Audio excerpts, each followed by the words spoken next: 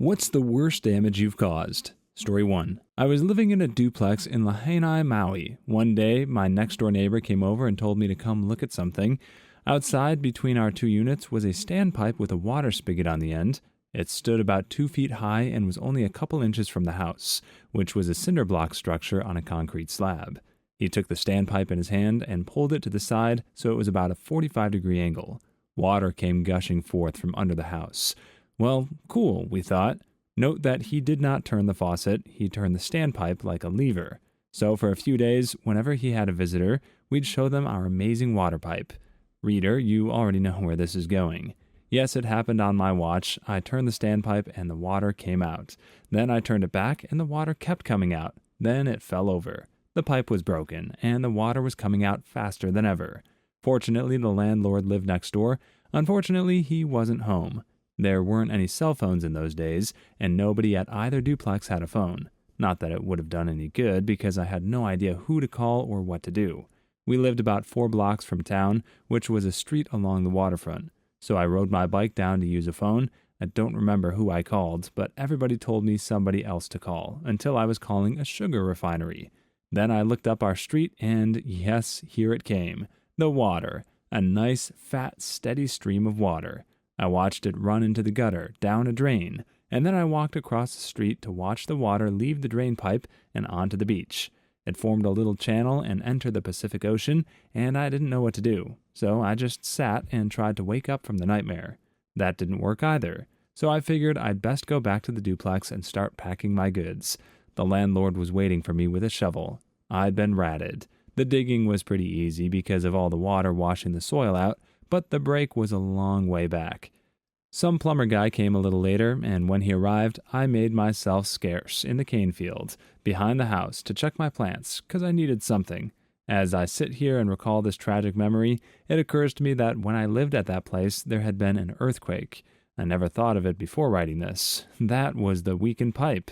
Maybe. The thing that ticked me off was that everybody knew about the pipe, but it had to break when I was demonstrating it, and I was the one who took all the blame. But at least the landlord didn't bill me for it. Story 2. Okay, nothing hugely major, but years ago, 1997, I was on tour with a small musical theater production. I was the technical director. We were in a chalet-style hotel in the Upper Peninsula of Michigan. They gave me a non-smoking room, but at the time I was a pack-a-day smoker, so I smoked in the room. A few hours later, I heard a high-pitched beeping. The source is hard to discern because of the high-pitched ceilings in the room. I look up and I see in the light a cloud of cigarette smoke floating near the peak of the angled ceiling, and nearby the smoke detector, which has a little red flashing light. Dang, it seems I set off the smoke alarm. I immediately jump on the bed, grab a pillow, and began fanning over my head. It was a high ceiling, and I'm 6'2". Beep, beep, beep. The thing wouldn't stop. But oddly enough, the main alarms are not going off. The hotel is not being cleared. Beep, beep, beep. After minutes of fanning, I cannot take it anymore. I start throwing my shoes at the smoke alarm. A few good dings in the drywall later, I scored a direct hit or two. The alarm was damaged, now hanging by the wall by the attached wires.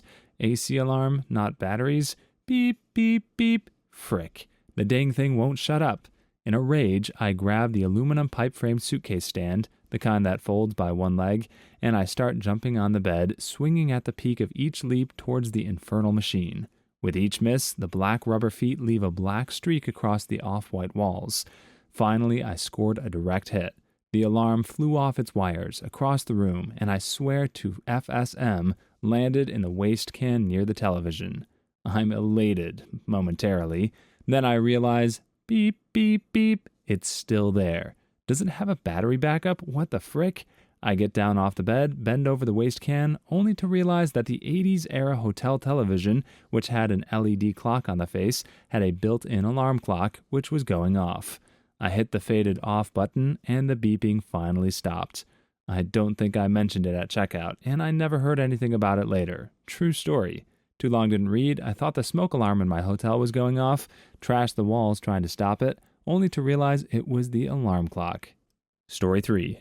When my brother and I were 5 and 4, respectively, we were little devils and refused to go to bed when we were put there. My parents eventually gave up and just went to bed. They were exhausted as they'd had a dinner party that evening.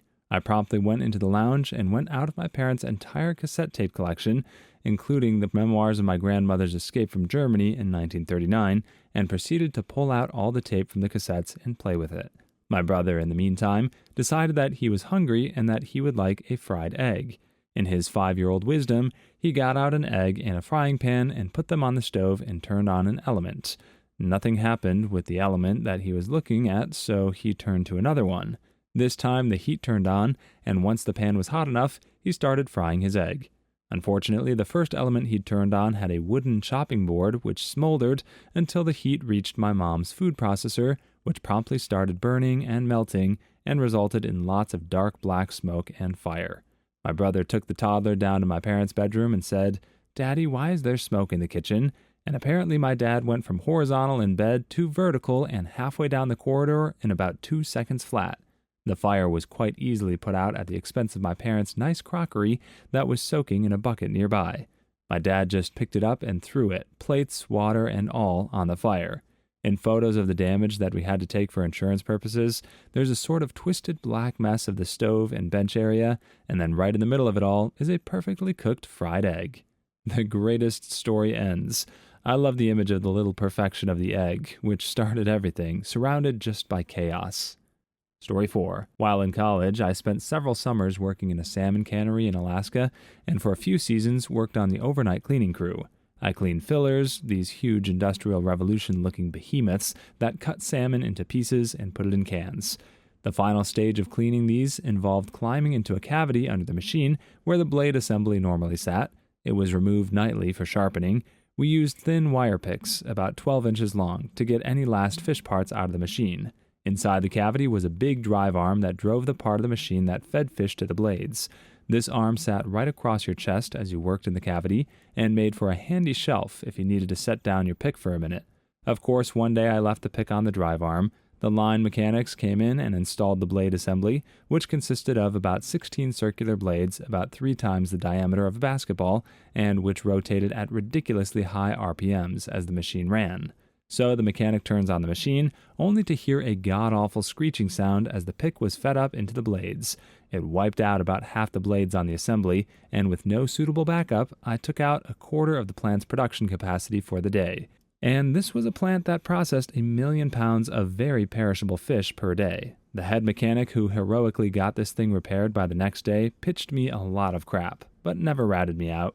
Holy crap, this might take the cake for most monetary damage caused if the fish that were going to be processed expired overnight. Story 5. Probably not exactly what you're looking for, but I worked at Sears in high school. One day in May, a woman came in and tried to return a CD player that she purchased during a Christmas sale. That's 5 months after the fact, and it's not got no packaging, no receipt, and no charger.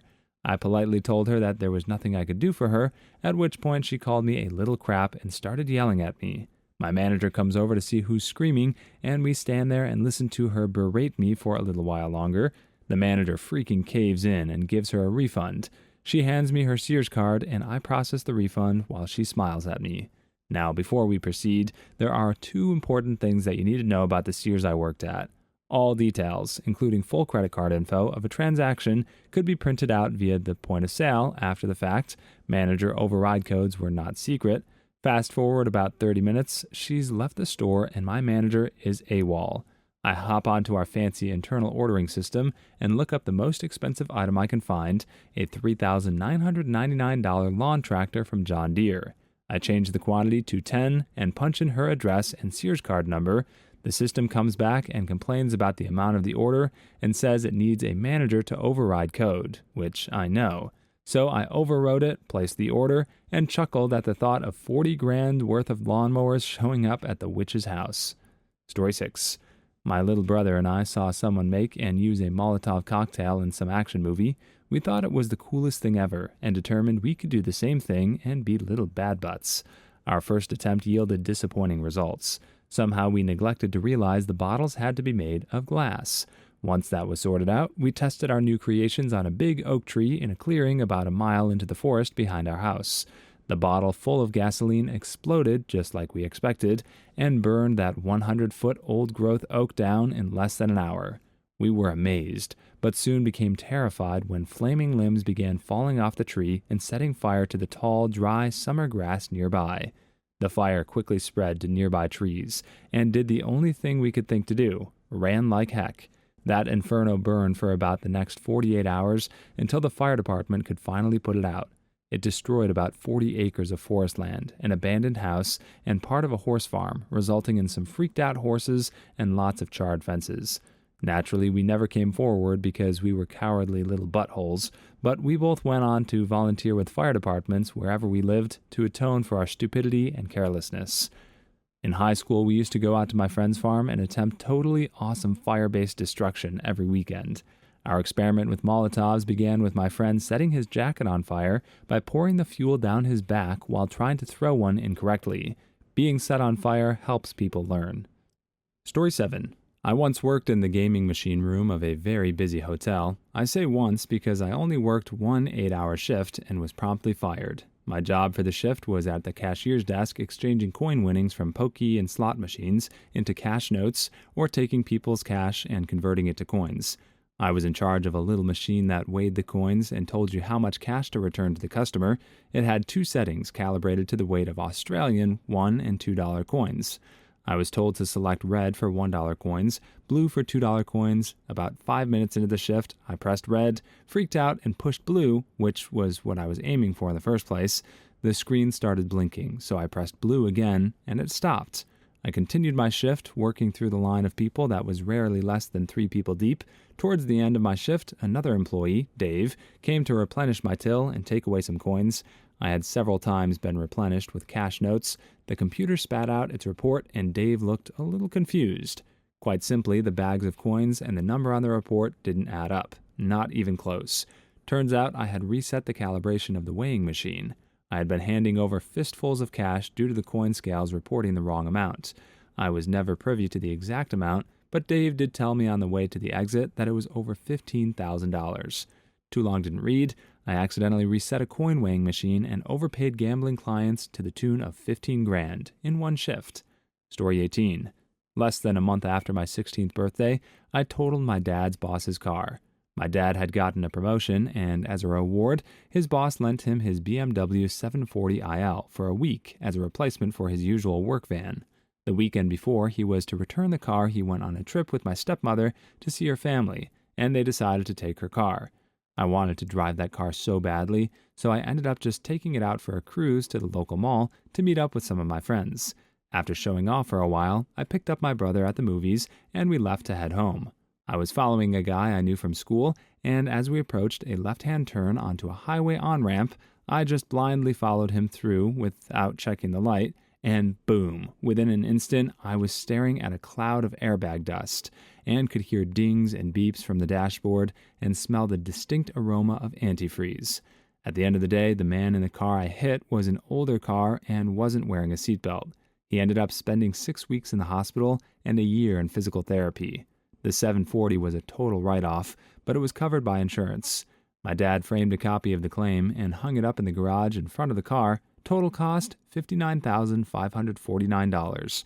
My brother ended up looking like he's sparring with Mike Tyson for the next week. Nice. Story 9. I posted this in another thread, but it fits here as well. When I was 11 or 12, I went to visit my sister in Germany. We were getting ready for a dinner party she was throwing later that night, so we were busily getting the final items needed at the local market.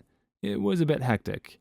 As it was a little market, they only had these tiny baskets for all your stuff and no carts. So she asked me to hold the bottle of champagne. As we were waiting in line, I was being a stupid kid and trying to balance the bottle by the punt, the little divot in the bottom, on one finger. Naturally, I freaked out and dropped the bottle. Anyone who's ever dropped a champagne bottle knows those suckers explode with force and a lot of noise. This, in a foreign country, is embarrassing enough as it is. But then this guy next to me cries out and collapses on the ground, clutching his knee.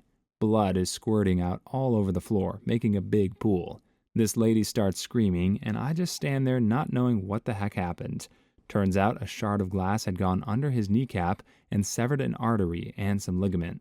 He ended up having to go to the hospital that day and have surgery. The cherry on top, dude was a mountain climber, and he was leaving to climb the Matterhorn the next day. One of his ropes was frayed, and you saved the guy's life. Click on one of the videos you see on the screen now, or a Karen will sue you.